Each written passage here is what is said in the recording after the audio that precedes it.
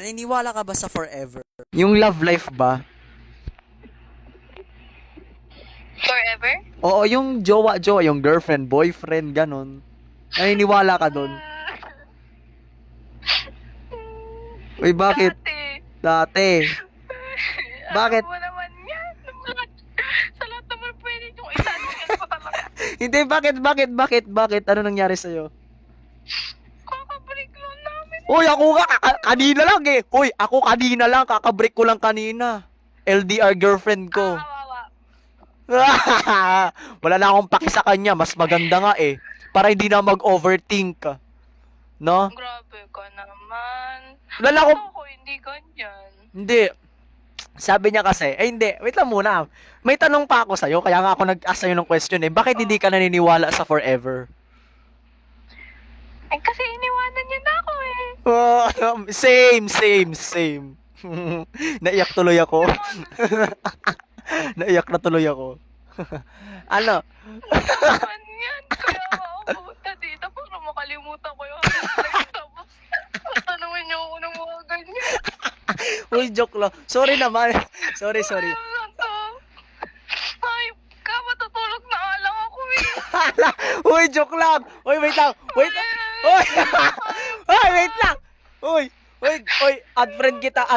Wait lang. Kausapin muna. Ulo, sorry, B. Wala. Uy, same rin ako. Uy. Ulo, sorry, B. Hindi na ako magbabayad. Hindi ganito, wait lang kasi. Makinig. Wait lang. Kaya mo. Uy, wait lang. Ay, ganito eh. Uy, wait lang kasi. Makinig ka muna, uy. Wait lang muna. Same time ng experience. Masakit talaga sa damdamin yan. Masakit yan kasi minahal natin ng sobra, diba? Minahal mo yung jowa mo, tapos siniwalayan ka. O nangyari sa'yo, minahal mo, wait na kasi i-give kita ng advice, wag ka mag-alala. Ako kanina lang, mga hapon, mga 4 o'clock, nag-break na kami ng LDR girlfriend ko. Oh. Bakit ako madaling araw ako? Matutulog na nga lang ako. Uy, joke lang. Wait lang kasi. Ganito. Kung ano yung na-experience mo, kung ano yung naramdaman mo, nararamdaman ko rin. Kahit ngayon, yes. Totoo yan. Madali lang. Ano naman? Madali lang naman maka-move on. Ganito lang. Ano madali? Ay, joke lang. Joke lang, hindi talaga madali. Tinatawanan mo lang yan. Bukas na iiyak ka rin. Alam ko, oo, totoo yan. Maiiyak ka rin. Totoo. Hindi ka rin makakasagot sa mga quiz nyo. Ba, may quiz ka bukas? Tandaan mo yan. Tapos na yung quiz ko. Wala na. Uy, be sorry ah. Add friend kita. Kupal ka. Uy, Kupal ka. kung ano yung na-experience mo, na-experience ko rin yan. Kahit ngayon, kahit bukas, kahit 1 month, 2 months, 3 years. Oh. 22 days pa lang nakalipas eh. Ulo, 22 days. Ako nga, 1 day lang. Ay, Ako masaklap boy. 2 days before monthsary namin siya nakipag-break. Oy, Putang. uy, sakit. Uy, ako nga rin eh. Uy, ako rin. August. Bakit kailan ba? Ako, Monthsary ganito ah. niyo? Mansari namin is tuwing, 4. Oo. Tapos, August 13, nakipag-break siya sa akin. Actually, 2 break niya sa akin yun eh. This is her second chance. Second chance niya yon. Tapos, ginawa niya na naman ulit sa akin. Sinaktan niya ulit yung puso ko. So, anong gagawin ko? Kailan na kita? Baka mag-disconnect ako eh. Sayang naman chismis. Oo nga. Sige. Ulo. Be, naiyak ka? Naiyak ka, be? Oo, naiyak ako. May luha ka ako. Uy, be, sorry. Uy, ako rin. Naiyak. Alam mo, second chance niya na yung pinagbigyan ko siya ng another chance para maging kami ulit. Tapos ginawa niya na naman. Ano ba ginawa niya? Sabi niya daw, maghintay daw ako. 1 year. Ay, aba, ano ata ako ah. Parang Kaiba naman yun. Maghihintay ako for about 1 year. Sabi niya daw kasi, love, di daw siya makapag-online or text for about 1 year. Tapos sabi, Ingay naman. sorry, di ko maano yung promise mo. Ay, wag na, yoko na. Maghihintay ako ng 1 year para sa walang ganyan. Walang kabuluhan yan. Kaya ang gagawin ko, pag bumalik yung LDR girlfriend ko, hindi ko na siya bibigyan ng third chance. Second chance lang. Second chance. Ano, maghihintay ako for about...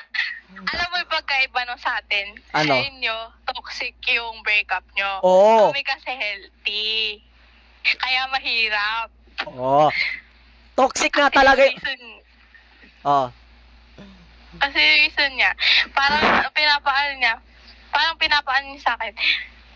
Parang, ano tawag dito, parang hindi naman kami, like, pag in God's will, kung babalikin kami, ganon. Tapos kasi gusto niya kasi, i-improve niya daw muna yung sarili niya. Okay. Bakit hindi ba pwede kami mag-grow magkasama? Wawa naman yan. Ito mo naman kasi, na-understand ko naman yung reason. Actually, siguro bibigyan ko pa siya ng fourth chance. Why? Kasi, Ay, tangin. wait lang muna, kasi ako muna. Kasi actually, sabi niya sa akin, kaya daw 1 year kaming mag-i-stop. Kasi, mag-focus muna siya sa pag-aaral niya. Wait a minute. LDR kami. What is the reason ba't kailangan niya ng stop relationship? Oo nga. Ano yon? Hindi siya makapag-focus sa pag-aaral niya. It means na wala siyang responsibility sa education pati sa relationship. Hindi pa siya ready. Oo. Diba, hindi pa siya ready? Dapat di siya. Oo. Gano'ng katagal pa kayo? 3 months na kami, tas next month 4 months na kami. Yung formatul din na. Ha? Ay, maganda. Kung ari na iyak na ako eh.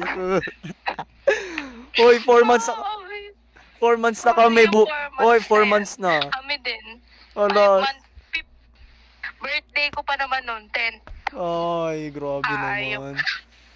Ang sakit naman Hindi niya yan. man lang ako. Pero ano, hindi ko alam ba bakit. Para siya tanga.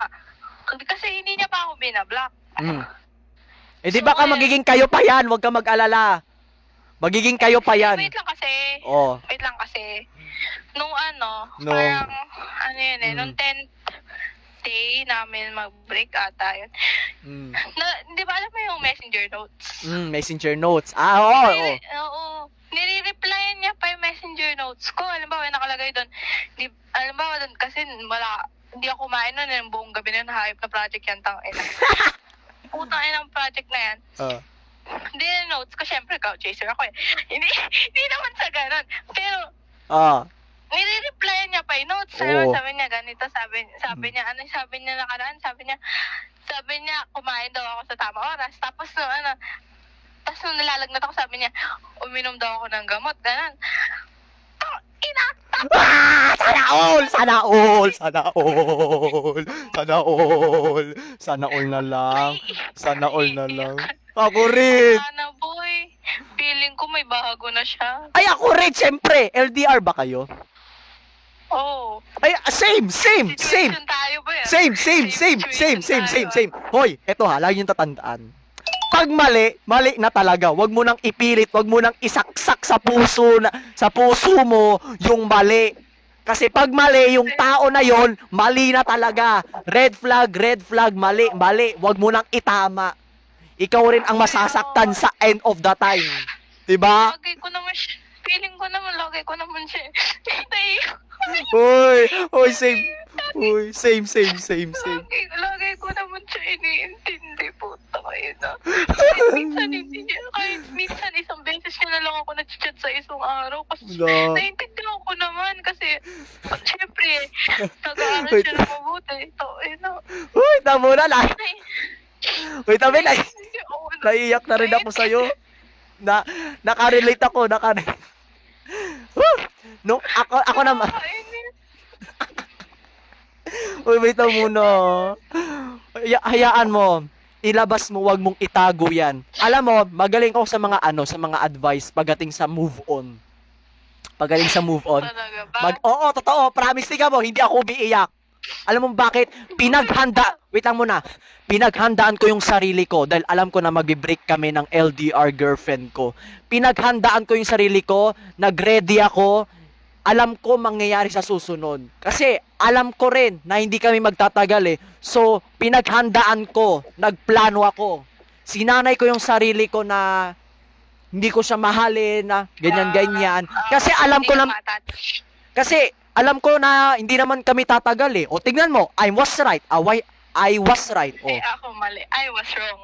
I was wrong. So, pinakilala ko pa sa buong pamilya ko. Uy. Ako nga. Kilala na. Edi sana all. Iyak mo lang. Hindi, alam mo, LDR kasi tayo eh. LDR naman kasi yung na-experience natin. Siyempre, Oo. mahirap talaga yan. Kasi hindi naman natin alam kung ano nangyayari sa jowa natin. Baka nga sa tabi nila mayroon ng babae or lalaki. Oo, Diba? pero may tiwala naman ako sa kanya. Paano nasaan yung proof? Paano mo mai-improve na 100% yun? Oh, paano? Where is the proof? May proof ka ba? Ganito kasi yan. Oh, ganito. Kasi yan. Oh. Ang pagmamahal, wala siyang boundaries. Tama. Pag wala kang trust sa isang tao, wala kayong pagmamahal sa isa't Oo, isa. wala. Eh siya, wala siyang trust sa akin. Uy, grabe naman yan. Sa akin. Grabe. Wala siyang trust sa akin. Uy, grabe. Kahit kakachat niya lang, ako agad nagre-reply, tapos naghihintay ako ng 2 oras para Uy! reply niya. Wala pa rin siyang sa akin. Oo, umaabot nga ng 1 beses niya lang ako chinachat sa isang araw. Uy, grabe naman yan. Sana all. Uy, ako ha. Wait lang muna. Na-experience ko rin yan. Dapat sana all na lang talaga sa'yo. May natitira pa palang mga babae na matitino. Di katulad dyan sa mga babae na yan. Mga hinayupak yan. Mga buwisit yan. Red flag. Alam mo, Kainis. masakit talaga sa damdamin yan. Yung minahal mo yung isang tao, tas sinukli lang sa'yo, kasakitan, yung masakit, yung sobrang bigat. Binigay niya sa'yo yung bigat ng problema. Alam mo, ang biggest what if ko sa mga LDR, what if, kaya ka lang niya minahal para ma-process at mabuo lang siya. Yung healing ba? Diba? Yun, boy, yun. Yun talaga.